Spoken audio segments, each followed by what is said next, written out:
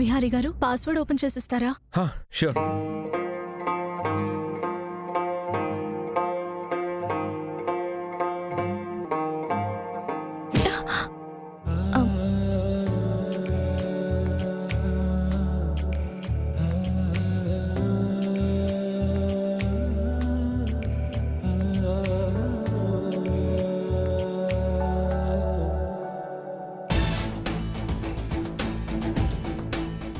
విహారీ గారు shake hand ఇవ్వండి. What happened? మనకి ఒక కొత్త ప్రాజెక్ట్ ఓకే అయింది. ఓహ్ వావ్, కంగ్రాట్స్. కనక మహాలక్ష్మి, ఈ మూమెంట్ని మనం సెలబ్రేట్ చేసుకోవాలి.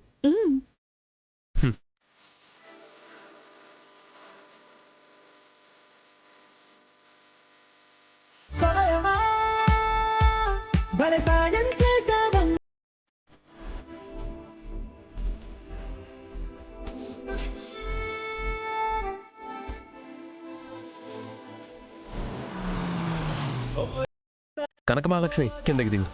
ఎక్కడికి విహారీ గారు? మీకు చిన్న ట్రీట్ ఇప్పిస్తాను, పద.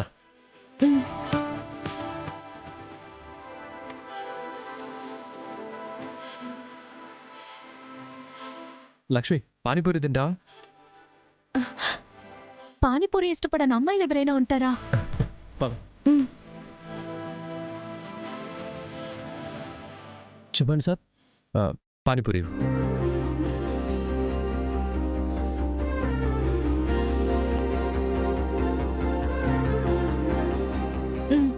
తినండి. లక్ష్మి, నా హ్యాండ్స్ బాగాలేదు లక్ష్మి. సరే, నేను మీకు తినిపిస్తాను కదా.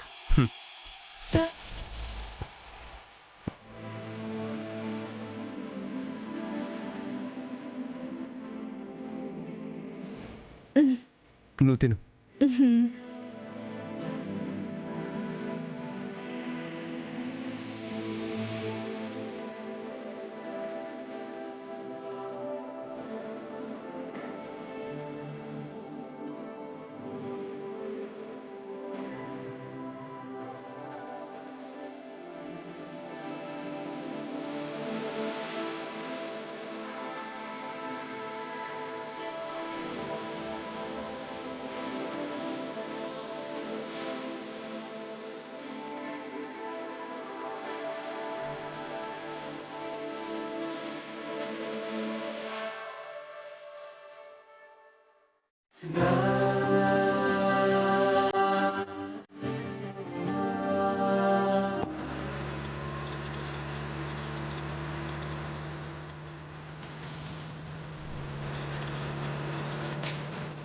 కనక మహాలక్ష్మి,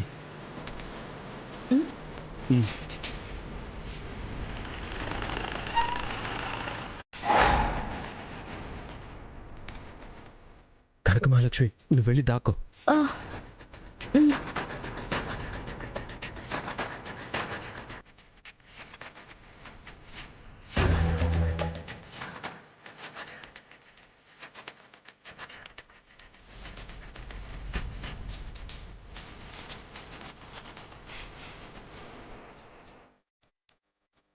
అతే ఏంటి మీరు ఇక్కడ? ఆఫీస్కి వెళ్తూ నీ కార్ కనిపించేసరికి ఆగాను. ఓహ్, అదే అతయ్య, పానీపూరి తినాలనిపించింది, అందుకే ఆగాను. విహారీ, నువ్వు ఇలాంటి ఫుడ్ తినవు కదా.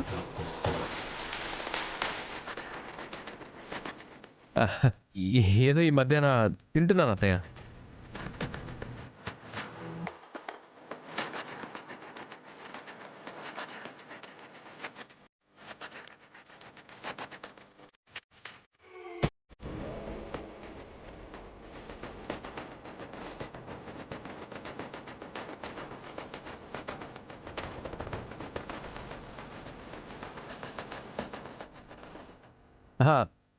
అతయ్య, మీరు కూడా ఈ పానీపూరిని టేస్ట్ చేస్తారా? ఆహా, నాకొద్దులే విహారీ, నాకు ఆఫీస్కి టైం అవుతుంది, నేను వెళ్తాను.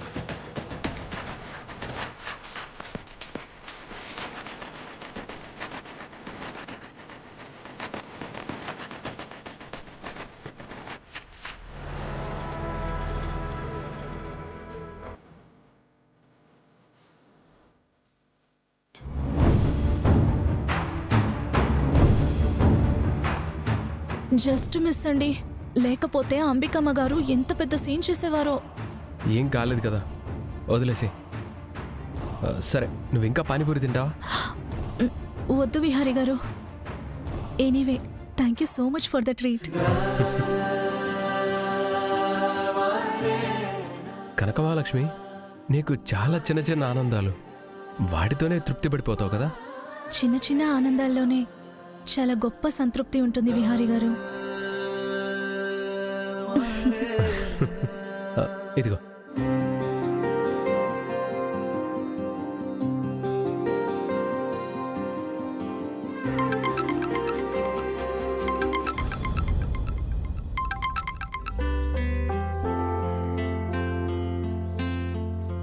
హలో అమ్మా.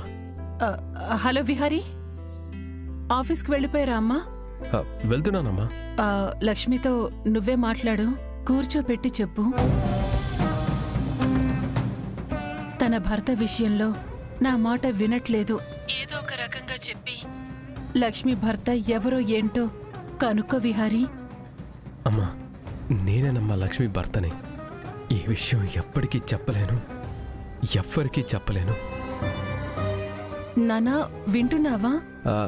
అమ్మా, నేను లక్ష్మితో మాట్లాడతాను.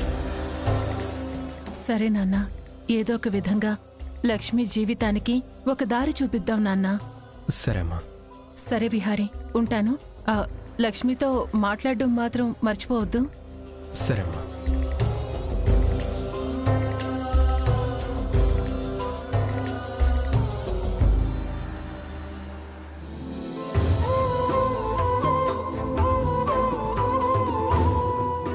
బాధపడ కనక మహాలక్ష్మి, మనం విధికి ఎదురెళ్తున్నాము. ఆ విధాత రాసిన తలరాతని మనం మార్చి రాయాలని చూస్తున్నామో నాకు తెలీదు. బట్ నువ్వున్న ఈ పరిస్థితులు చాలా దారుణం. కానీ ఇక్కడి నుంచి నువ్వొక్కదానివే కాదు ప్రయాణం చేసేది, నీతో నేను ఉంటాను. మనిద్దరం కలిసి ఈ సమస్యను ఎదుర్కొందాం. నువ్వేం కంగారు పడకు, నీ వెనక నేనుంటాను. నువ్వు ధైర్యంగా ఉండు. సరే పద.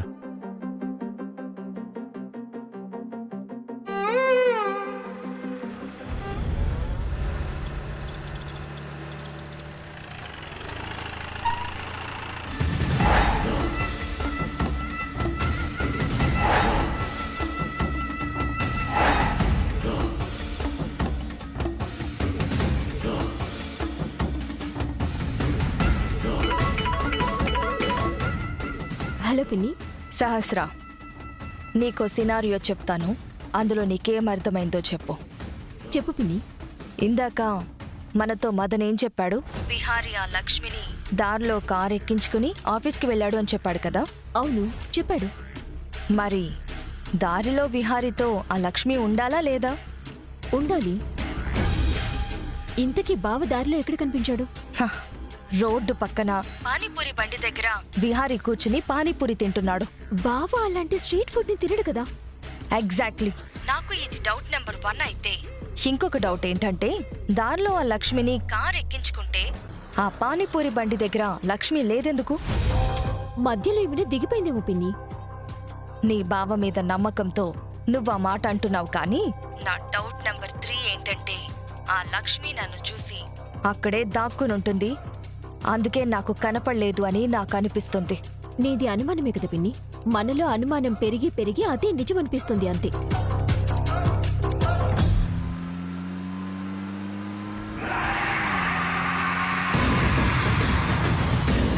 ఒక్క నిమిషం లైన్లో ఉండు.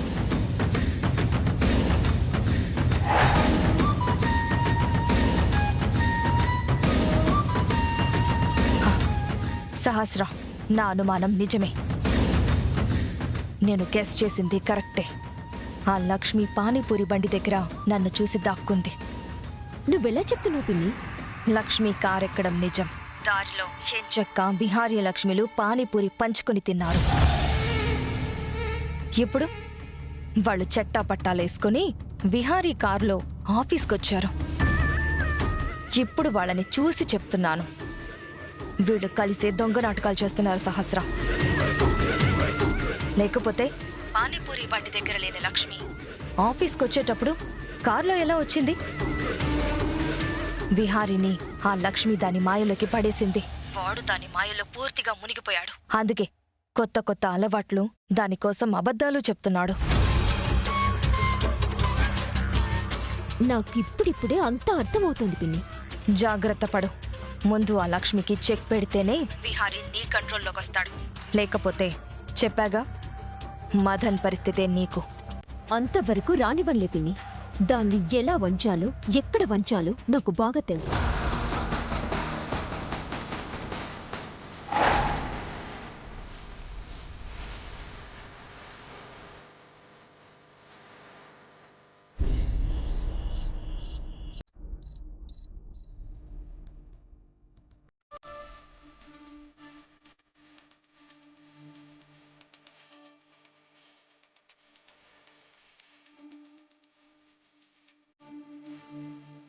రా విహారి, కూర్చో.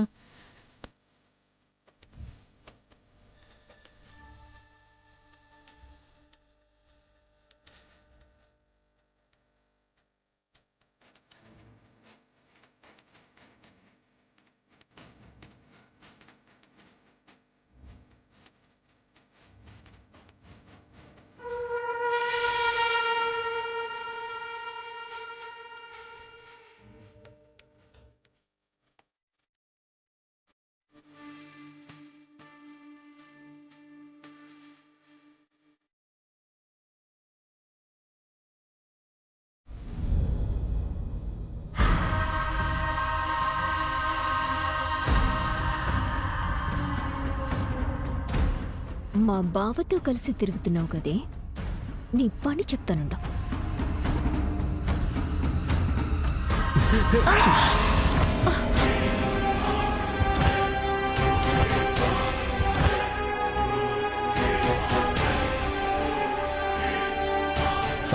మీద పడిందే. సారీ విహారి గారు, సారీ అండి.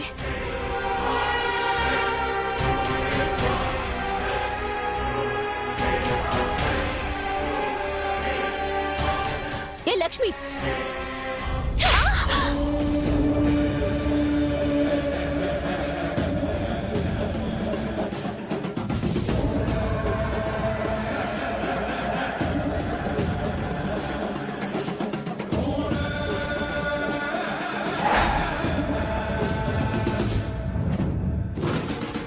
శాస్త్ర, అసలు నువ్వు లక్ష్మిని ఎందుకు కొట్టావు?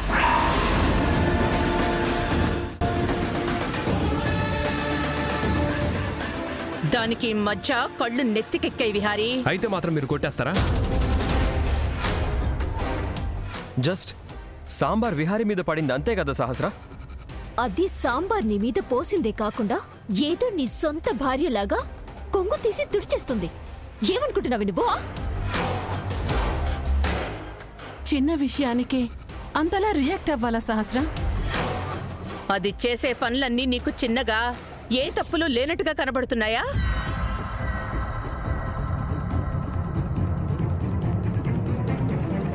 ఈ లక్ష్మికి మధ్యన ఎవరి దగ్గర ఎలా ఉండాలో తెలియట్లేదు. మీరందరూ ఎందుకు ఇలా చేస్తున్నారో నాకు అర్థం కావట్లేదు. మీరంతా ఏదో పర్సనల్ ఎజెండాతోనే ఇదంతా చేస్తున్నారో నాకు అనిపిస్తుంది.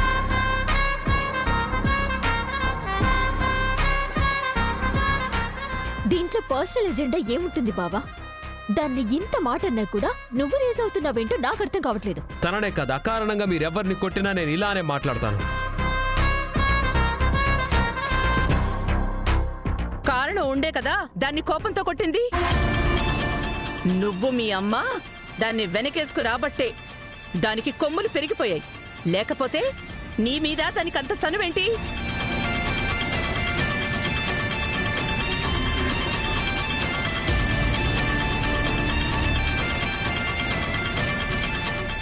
కళ్ళు మూసుకుని పనిచేస్తోందే కాకుండా ఎలా దాని చీరతో నీ టీషర్ట్ తుడుస్తుంది? అసలు దానిలో తప్పేంటి ఆంటీ? మదన్, నీ యుఎస్ లో ఇలాంటివి తప్పు కాదు, కానీ ఇక్కడ తప్పే.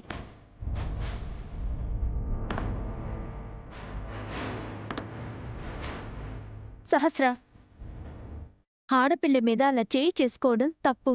ఇంకోసారి అలా చేయకు. ఎవరి లిమిట్స్ లో వాళ్ళుంటే మా లిమిట్స్ లో మేము ఉంటాం. విహారీ, నువ్వు మీ అమ్మ ఎవరికి ఇంపార్టెన్స్ ఇవ్వాలో ఎవరికి ఇంపార్టెన్స్ ఇవ్వకూడదో తెలుసుకోండి. సహస్రాన్ని ఎంతగా ప్రేమిస్తుందో నీకు తెలుసు కదా. నిన్ను వేరే ఎవరు తాకినా ఎలా చూస్తూ ఊరుకుంటుంది? అసలు నువ్వు మర్చిపోయావో లేదో, సహస్ర ఇష్టాన్ని, దాని ప్రేమ కూడా కారణం నువ్వే.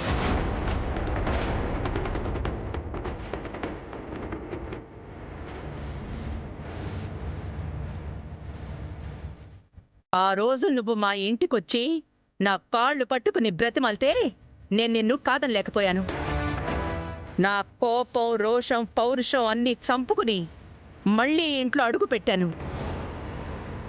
ఆ రోజు నువ్వు ఇచ్చిన మాట మళ్ళీ గుర్తు తెచ్చుకో. మీరు పోయింది అనుకుంటున్న పరువు నేను కాపాడతాను. దూరం అయ్యాయి అనుకుంటున్న బంధాల్ని నేను కలుపుతాను.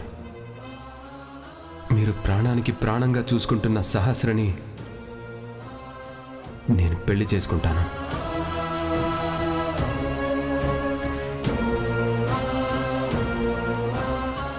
ఇదంతా ఎందుకు చెప్తున్నాను అంటే, ఆలస్యం అయ్యే కొద్దీ మాట ప్రాధాన్యత మారుతూ ఉంటుంది. అలా సహస్ర విషయంలో నీలో ఇంకో ఆలోచన గాని, నీలో ఇంకో నిర్ణయాన్ని గాని నువ్వు చేస్తే ఆ క్షణమే నేను ఈ ఇంటి గుమ్మం దాటి వెళ్ళిపోతాను.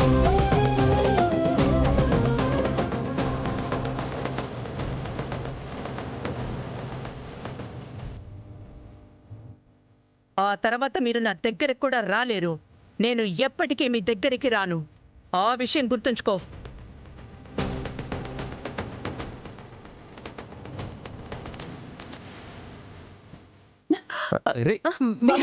విహారీ,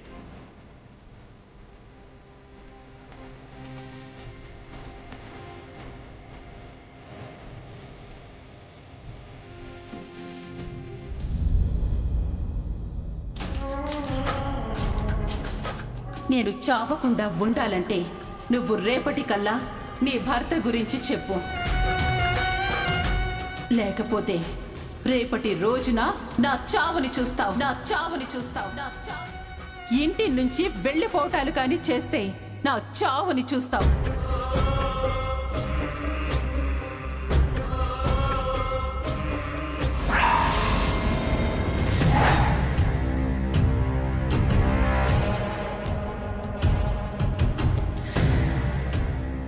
నీ జీవితంతో ఆ దేవుడు పెద్ద జగన్నాటకమే ఆడుతున్నాడమ్మా. లేకపోతే నీ సొంత అత్తే నీ భర్త ఎవరో చెప్పమని అల్టిమేటం ఇవ్వడమేంటి? ఈ ప్రశ్నలకు నువ్వు సమాధానం చెప్పకపోతే నువ్వు ఎంతో ఇష్టపడి యమున వదిలి చచ్చిపోతానంటుందంట కదా. ఇదిగో ఈ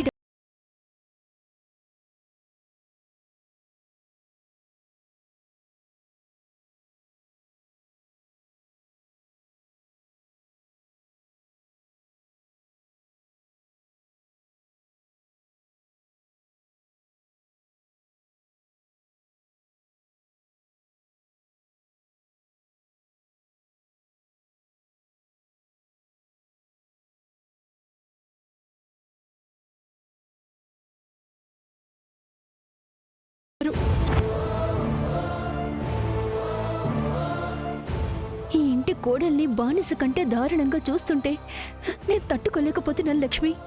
తప్పదమ్మా. ఎన్ని బాధలైనా, ఎన్ని కన్నీళ్ళైనా, ఎన్ని కష్టాలైనా అనుభవిస్తాను. ఎందుకంటే ఇదే నా ఇల్లు, మీరే నా వాళ్ళు. మిమ్మల్ని వదిలి నేనెక్కడికి వెళ్ళిపోతాను? మా నాన్న విహారీ గారిని చూసిన ప్రతిసారి ఆయన కళ్ళల్లో ఆనందం కనబడుతుంది. నా కూతురికి మంచి భర్తనిచ్చి పెళ్లి చేశానని ఆయన ఉద్దేశం. ఆయన చేసిన పెళ్లి కరెక్టే, కానీ నా అదృష్టమే ఇలా ఉంది. తాళి కట్టిన భర్త పేరు చెప్పుకోలేను, భర్త పక్కన నిల్చోలేను. అంతా నా తలరాత. ఏంటోనమ్మా నీ కర్మ. నిజం నువ్వు చెప్పలేవు. నిజం తెలిసిన నేను నోరు విప్పలేను. ఆ దేవుడు నీకు నిజాన్ని దాచే శాపాన్నిచ్చాడు. నాకు నిజం చెప్పలేక జరుగుతున్నది చూసే పాపాన్నిచ్చాడు.